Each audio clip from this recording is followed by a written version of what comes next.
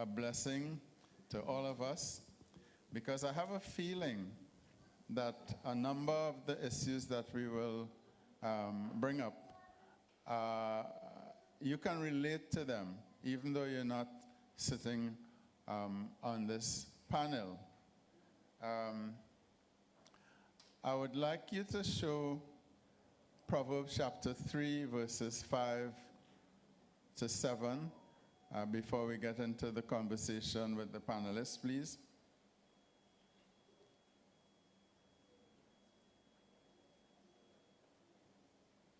And we can all read it together. Let's start.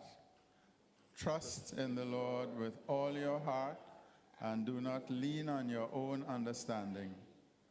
In all your ways acknowledge him, and he will make straight your paths. Be not wise in your own eyes. Fear the Lord, and turn away from evil. There's another passage that I think is in the bulletin, but I'd like to bring it live now, right as we start this discussion. It comes from the Psalms, Psalm 71, just verses 17 and 18. And in preparing for this morning, Brother Phillip suggested that we could use these two verses. So let's read them together again. O God, from my youth you have taught me, and I still proclaim your wondrous deeds. So even to old age and gray hairs, O God, do not forsake me until I proclaim your might to another generation, your power to all those to come. And that's a psalm that we can go back to do, to read or to listen to, depending on what facility you have at home, because we're just using it briefly right now, and I trust that you will see how relevant it is to what we'll be talking about today. Last week I shared 3 points about home that I call things. Thing one, home is the place where God has placed us, you and me. Thing two, if we live with other people, home is a place that includes the people we live with. That's a place where relationships happen.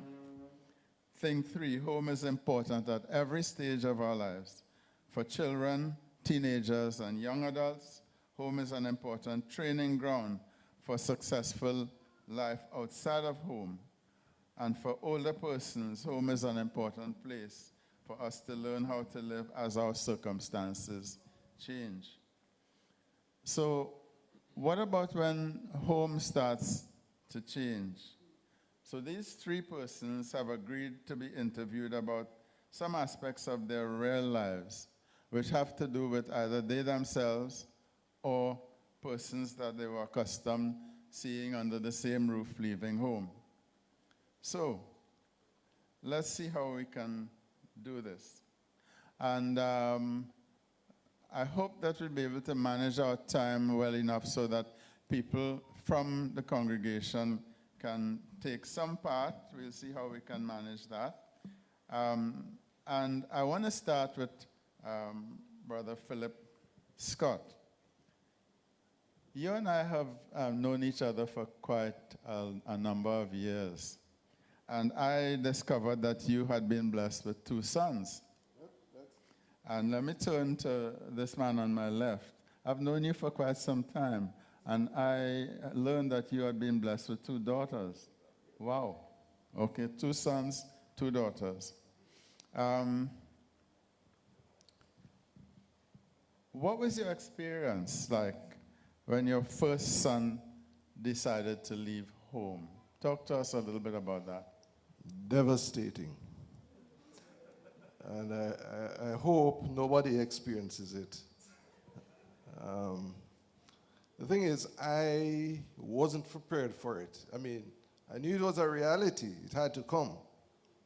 My wife kept the secret of preparation from me because she said she was prepared. We didn't talk about him going. You know, we knew in our head that he had to go and he was going, but we didn't talk about it. And so it was very devastating for me. You remember the actual day that he set foot out of that house? Yep, like as it was yesterday. I heard a voice from the congregation. You know,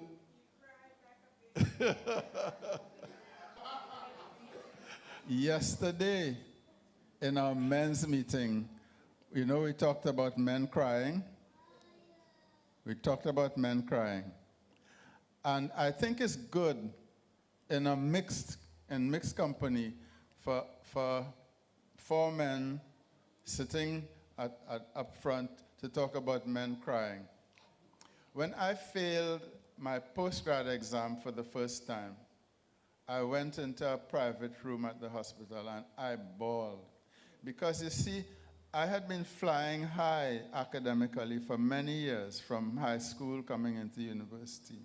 And my teachers didn't expect me to fail my postgrad exam because I'd come nearly first in my class at the end of the undergrad exam.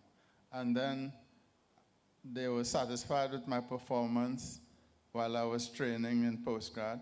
And then on the days of the exam, I dipped. And when they announced it, it was like I couldn't believe it. And I went into a private room and I bawled. But it's not my day. I'm just recalling that and saying that yesterday we had a healthy interaction as men and learned if it was the first time that men can cry. So you cried. yes, most of you know that Dwayne was here, Dwayne was always here. He was in fellowship here. He was involved in young people's meeting and that sort of thing.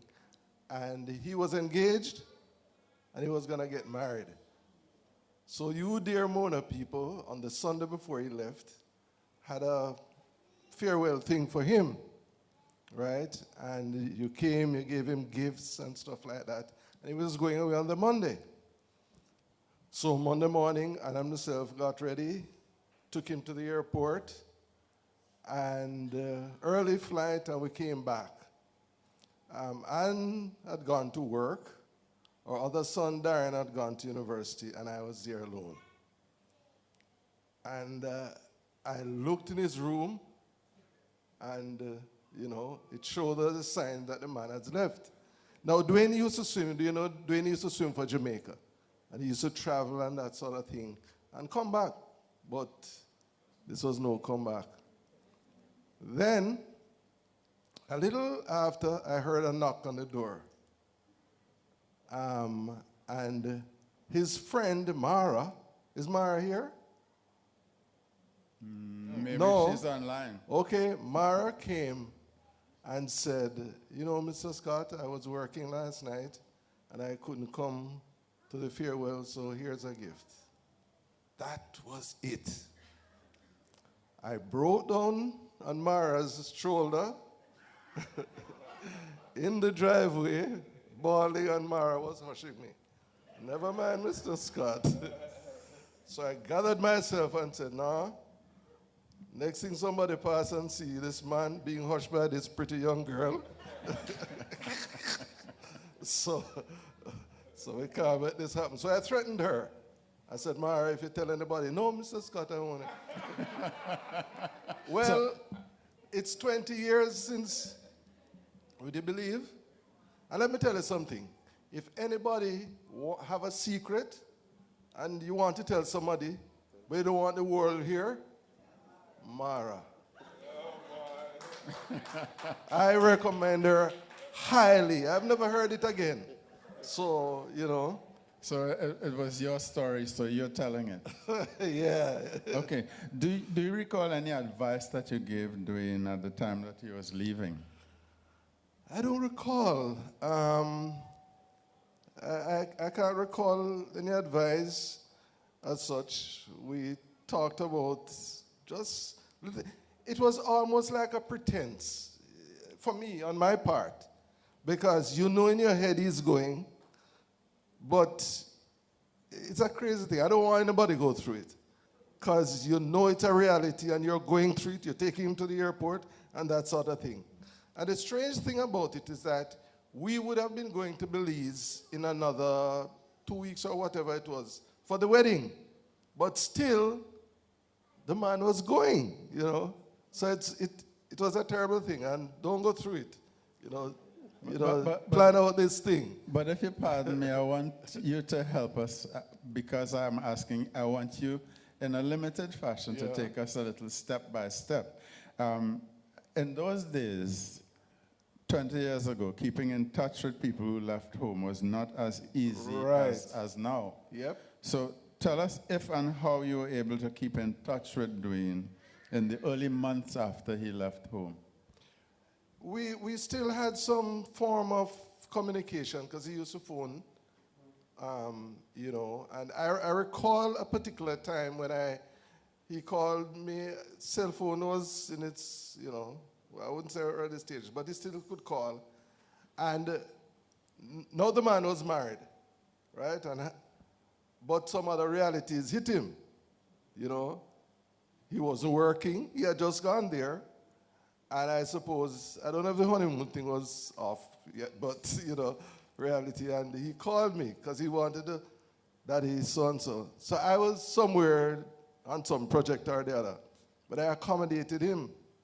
And I was talking to him, and he wanted to talk. And I said, Dwayne, yes, son, but you know, I have to leave. Daddy, man, you can't talk to me, you know? So it was putting me under some pressure now because I said, boy, this man gone, he's, you know, but he needs to talk to me. And I felt guilty, you know, that sort of thing. So it really was a kind of struggle because there you were, and there he was, and I knew he wanted to, you know, act like a man, but he was not working at the time. So it was a lot of pressure. So here's a question that I want you to hold because I want to give you a break at the moment and turn to Jide. But a question that I want the three of you to think about, and we didn't rehearse some of this, right? I just told them in a general sense what we'll be discussing. So the question I want to put to each of you is, how has your faith in Christ helped you through this time of real separation? But don't answer yet, because I want to turn to Jide, and I want to ask you, would your girls describe you as an overprotective father? A tough question. I'd like to think they would say no. I have two girls. One is, they're both young adults. I think I've tried to balance making sure that they are in environments that are safe with making sure they have room to be themselves and to explore and to think. And I think, for example, camps are a great opportunity that give that balance because they're not at home, they're in a designated space that is being monitored and managed if it's properly run, and they're away from you. And I think if you can, as they're growing up, allow them to go to camps, it's a good opportunity where they can flex their own muscles, but they're still under the guidance of a set of counselors and so on.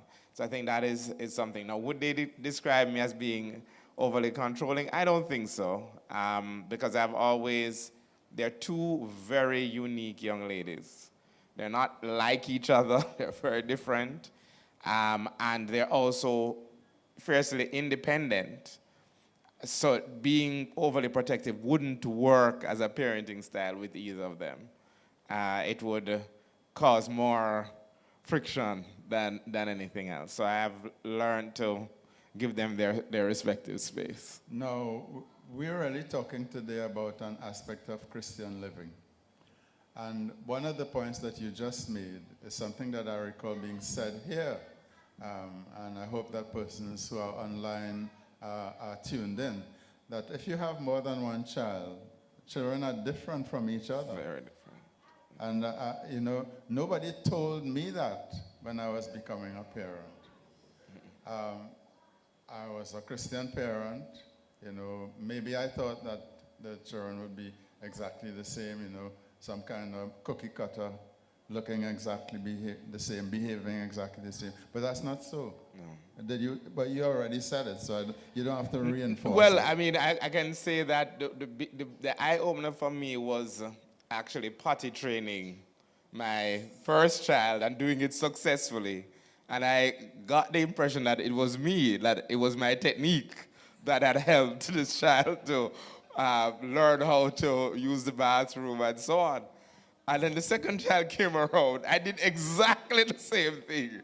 Used exactly the same books. Absolutely no effect on that one. She was not ready. She did not care. It's not a priority. And so that was this is like, they're like 1, maybe 1.5 now. And you realize it has nothing to do with you. You facilitate things that they may be interested in.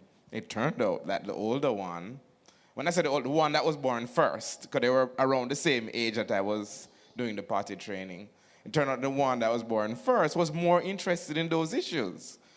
Color coordination, looking girly, was just in her kind of innately. The second one wanted to be out and about and bustling and doing things. Doing this thing was just irrelevant, not a priority. So, interesting. Yeah. Now, after your daughters were born, did you and your wife have plans for them, for example, plans for their education? Okay, so Cleo and I parent very differently. Cleo had a lot of plans. I didn't have as many plans. Having said that, though, once I saw, let me just confess where I had plans for them. So that is a balanced conversation. And Cleo isn't here to defend her side of the story. So where I had plans, once I saw that the girls, a little older, had an ability, a liking for bat and ball, I definitely encouraged them to play table tennis. So that was that. I think I took more of the planning around their sporting and physical activity, and Mommy took their planning in terms of social engagements and, who to be around and, what content they consumed. That was Mommy. So all the parental guides on the phone, and once she saw a program that did not align with core beliefs, that was it. No matter how much balling was happening.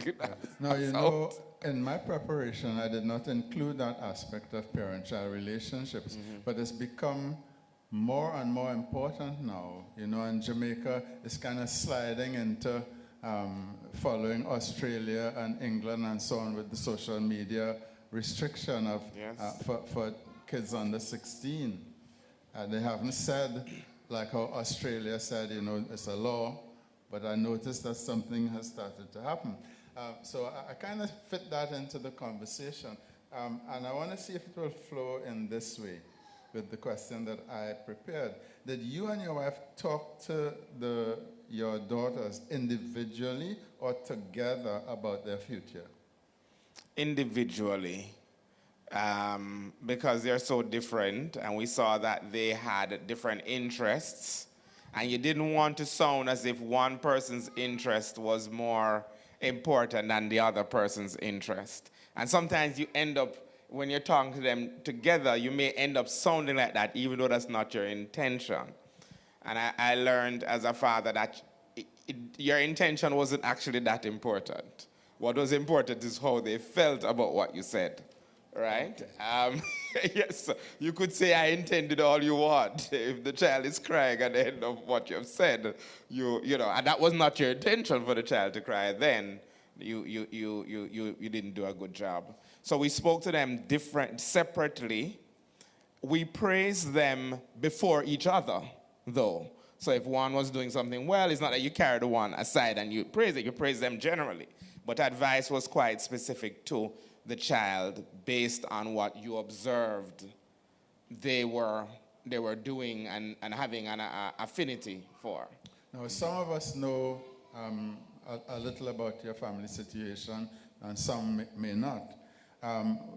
It's your younger of the two that has gone further away from you. Yes, it's the Where is wash she? belly. She's in New York City at Columbia University. I see. And these days it's a bit easier to keep in touch than when Philip's son was going to Belize. Yes, I would definitely say that. We're in touch with her on WhatsApp video. We're in touch with her via regular telephone calls. And she also has family that live nearby. When I say nearby, like 10 miles, 6 miles away. So there's also family that on weekends she can go over by their home and, have a home cooked meal and so on. So interesting. Yeah. Not everybody is like that with that kind of blessing.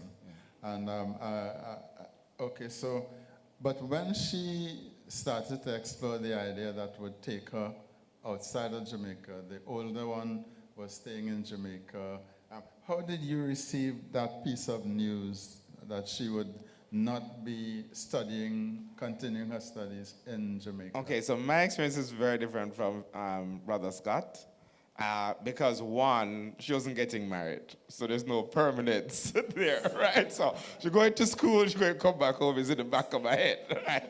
I don't have that kind of permanence, so that's one, a big difference, and I haven't reached that point yet, so I'll come over and make sure you have a change of shirt.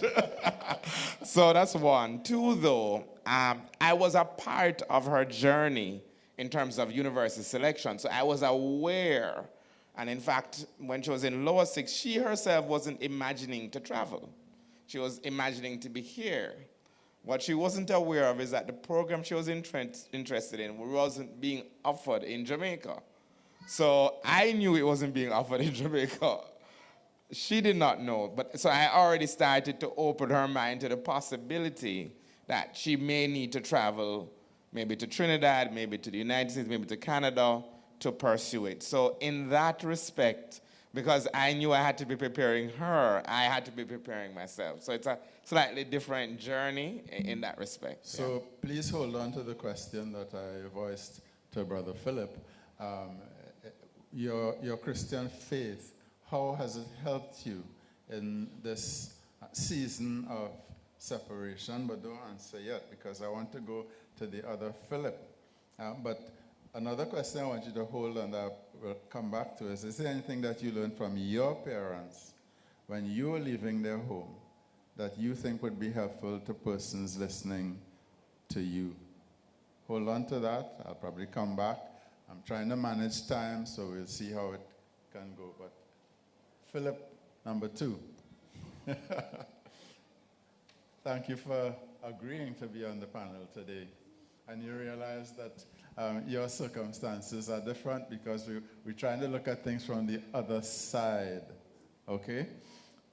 How long have you been living away from what you used to call home? Well, good morning, everyone. So, technically, I moved away twice. I moved out, I think it was in 2023.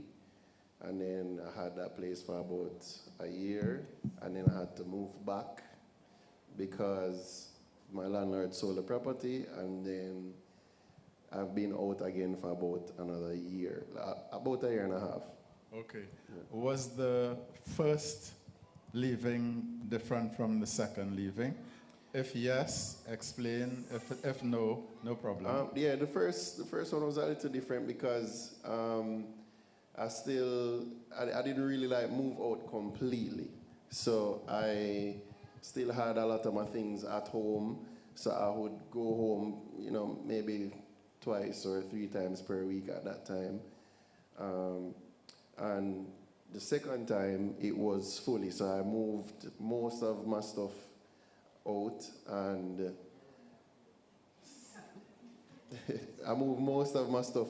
and at that point, I started going home less. Okay. Now, you have moved out, but you haven't gone foreign.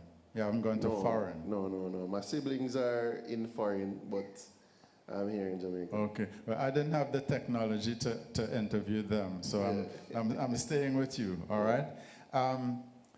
do you ever go back, even since the second time when you moved? Oh, Do you yes, ever go back? I will always go back. The cooking is much better.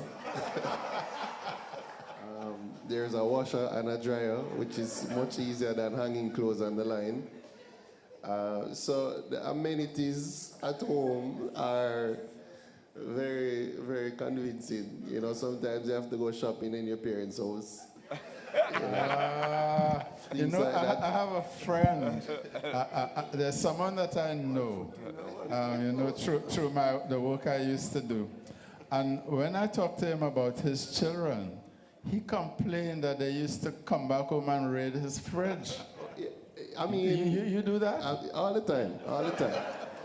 I mean, a few times, it may be like the first 3 months of going grocery shopping when I was on my own. You know, I just never realized how expensive some of the things actually were.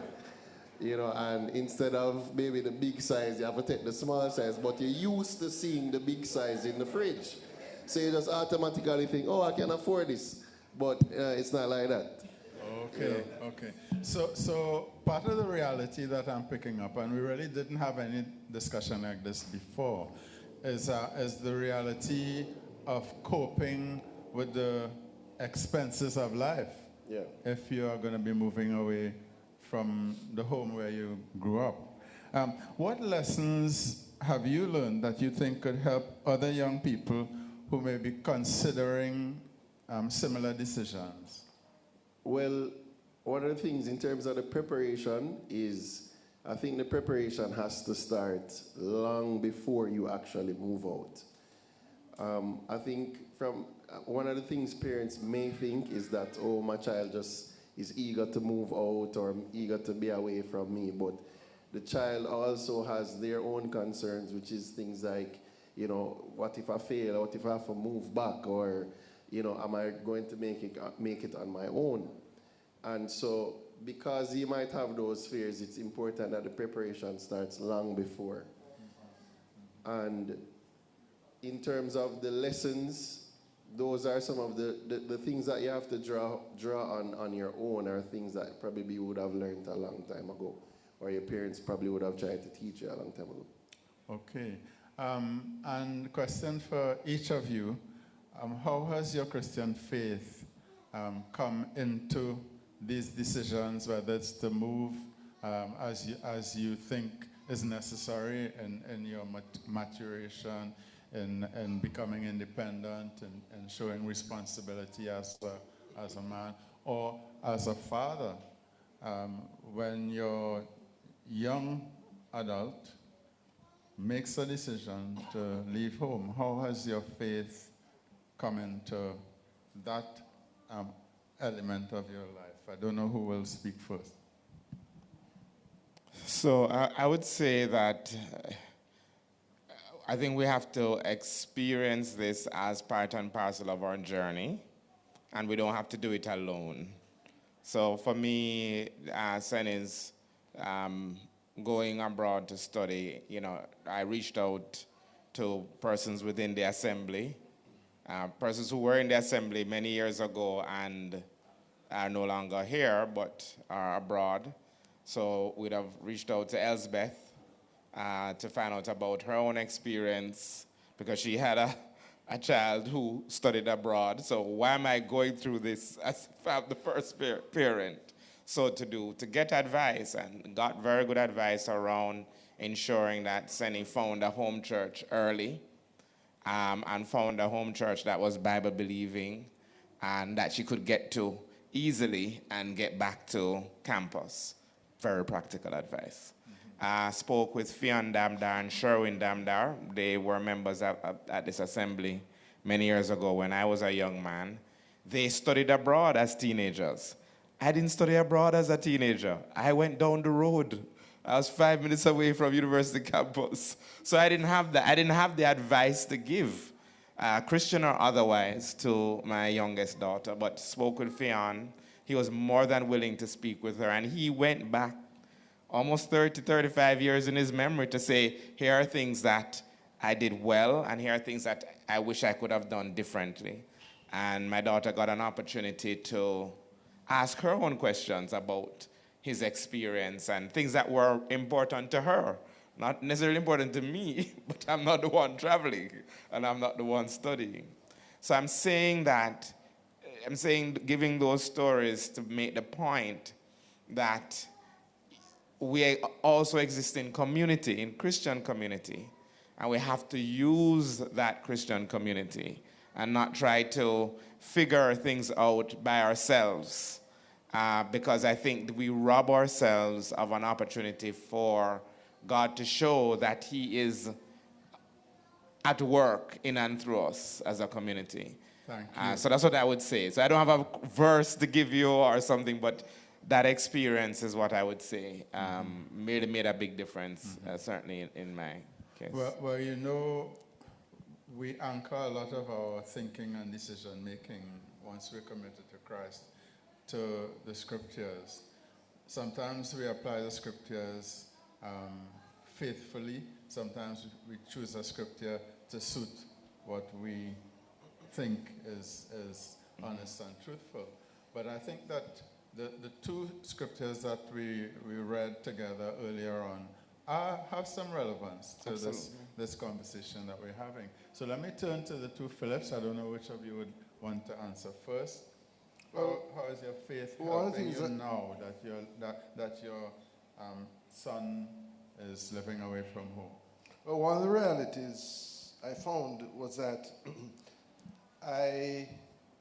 because he was here, you know, there are certain things I thought, well, and I suppose it happened, that you could take care of. And when he's there, you say, I can't take care of that.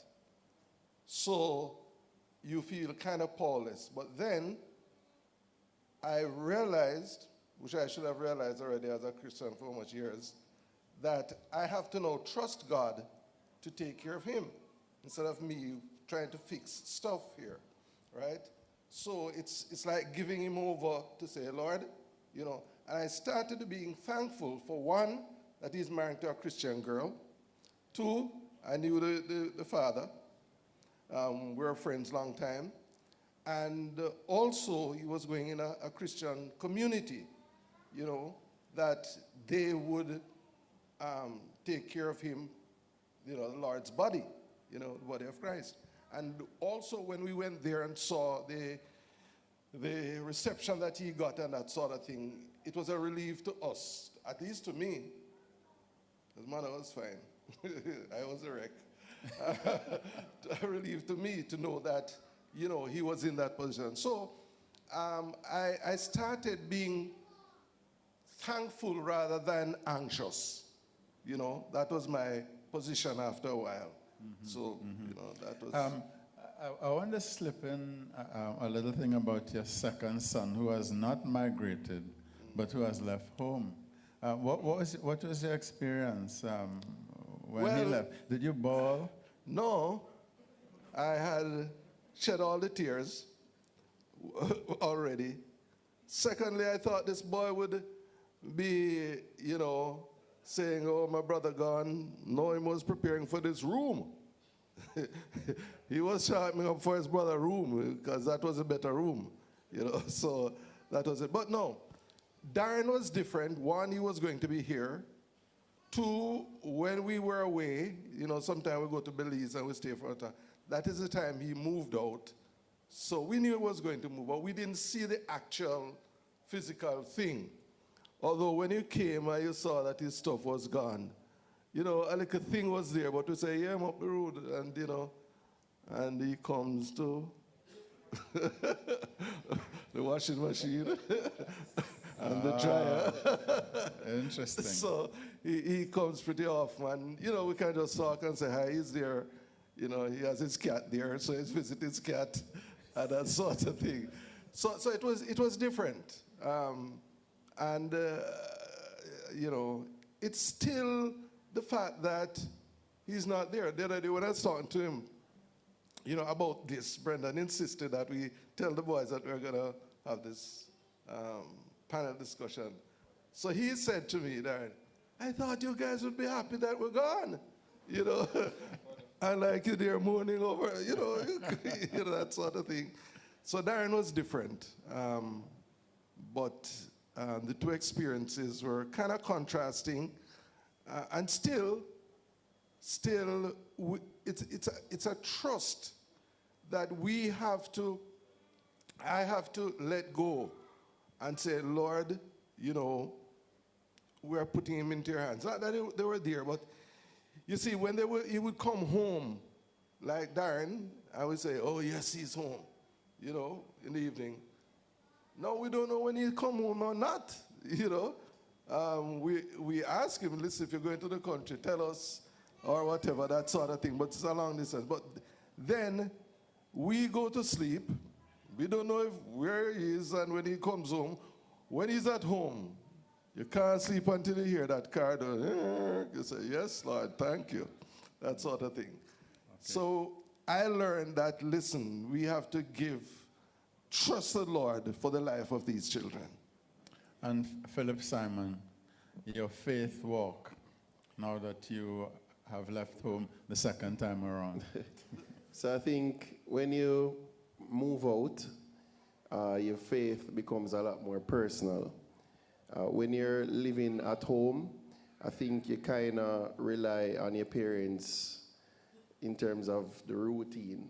For example, every Sunday we come to church, or on Saturday we might have devotion, and you know they're always praying for you.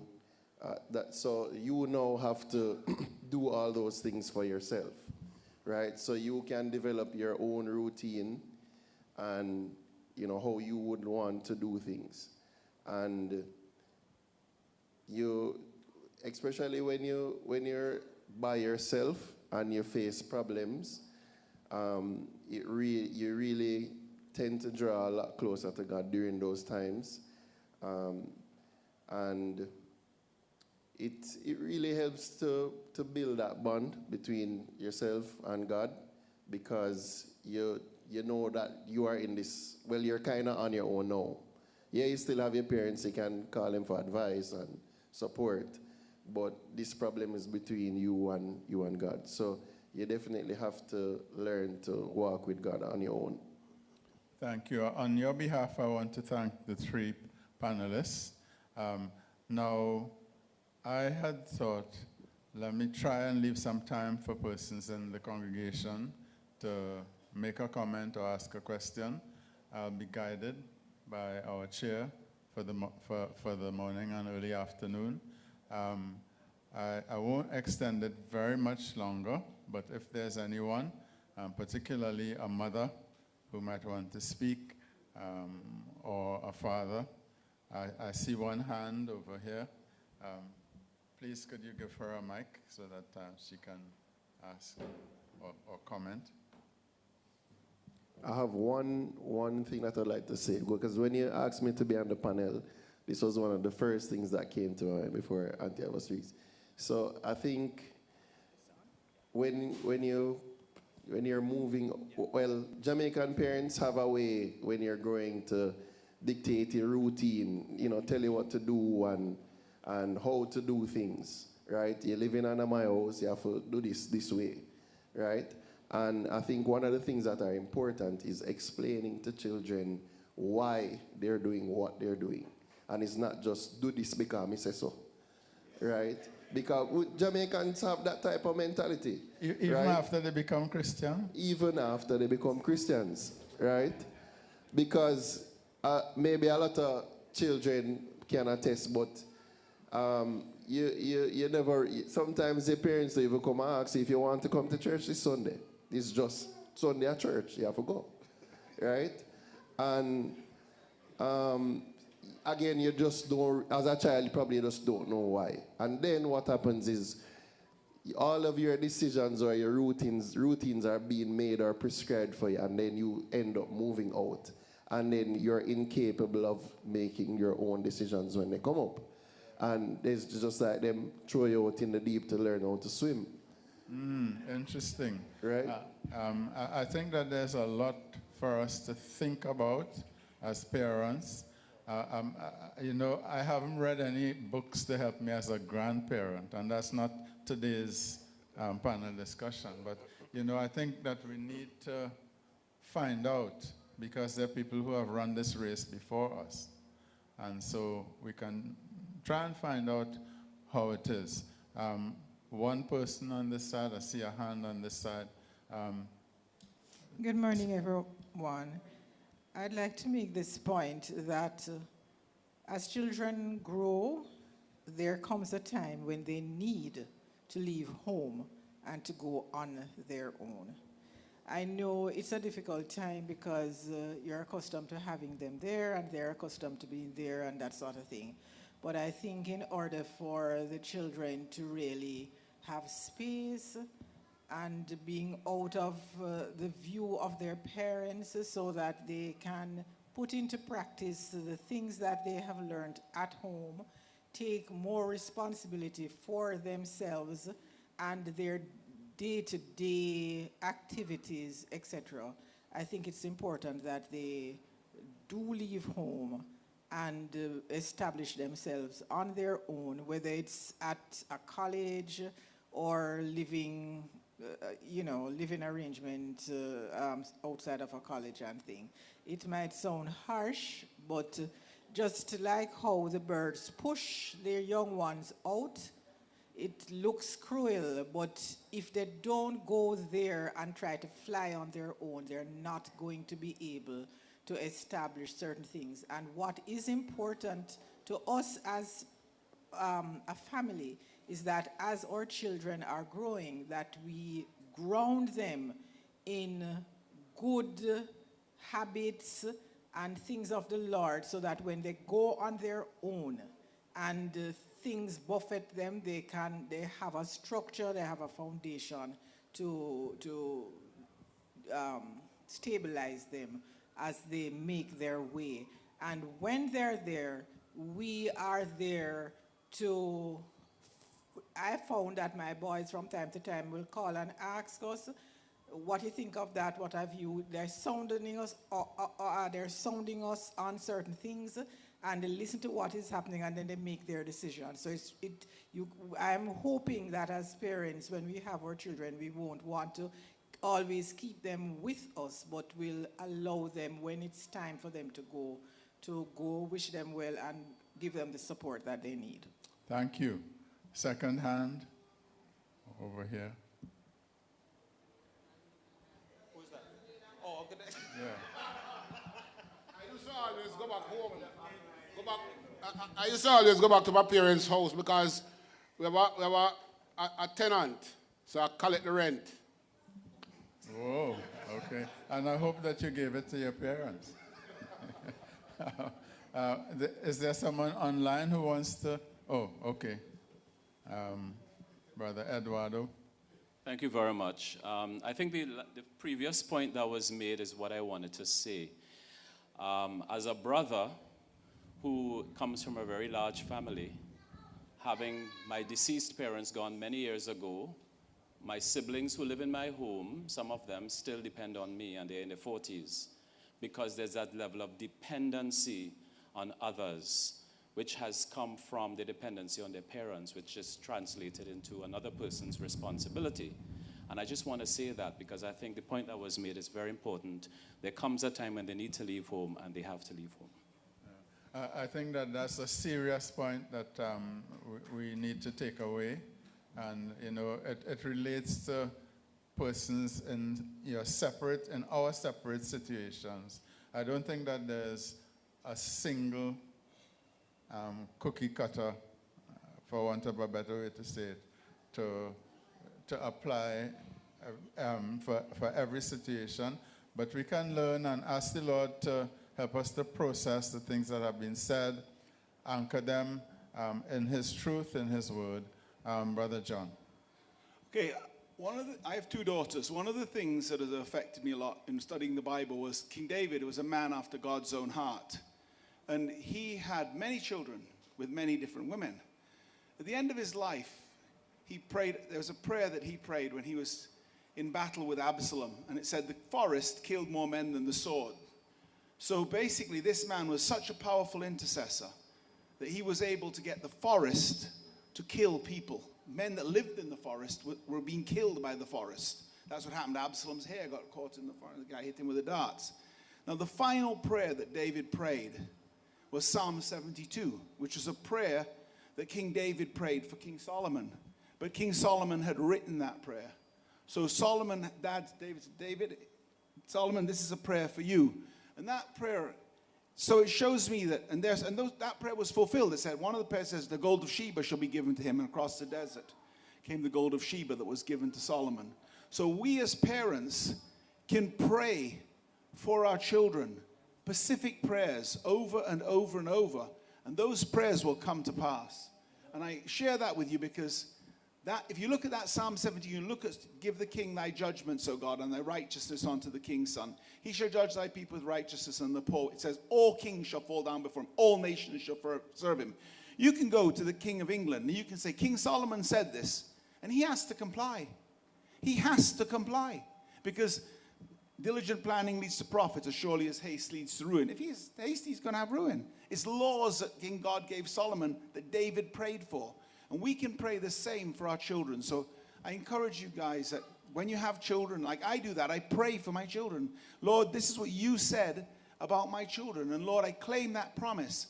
So I share that with you. Maybe I've gone too long, but I encourage you guys, Psalm 72, to study that psalm and see the effect that it had on. And King Solomon, after writing that psalm, he never prayed that for any of his children. He failed to do that. So I share that, okay? Yeah. Thank you. You know, we have a privilege. We have a quiet place. Nobody looking on at us from any distance. And we can talk about these things as part of the way that we approach our life under God. Again, I want to thank the panelists. I want to thank the persons who have made comments from the congregation. Is there somebody online who wanted to speak? Sorry? Type the comments in the chat. Could you read, please? Are you able to?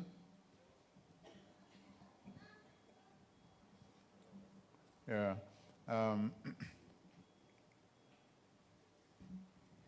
This Cynthia Cook, she says, I find it interesting that those who grew up in the church, one of the first things they do when they leave home is find a church. And my daughter said, she told her daughter that when she reaches 16, she can decide whether she wants to go to church or not, because that's how she felt as a child. Okay. You know, children, as they mature, do have the freedom to make their own choices. And the influence that we have on them when they are young is a very important relationship that may help them. But then we know from history, we know from scripture that some children of God-fearing parents did not pursue God-fearing lives themselves. One of the things that was voiced less than 5 minutes ago is about praying for our children. So let's be faithful to that. Thank you very much. I'm going to hand back over to our chair.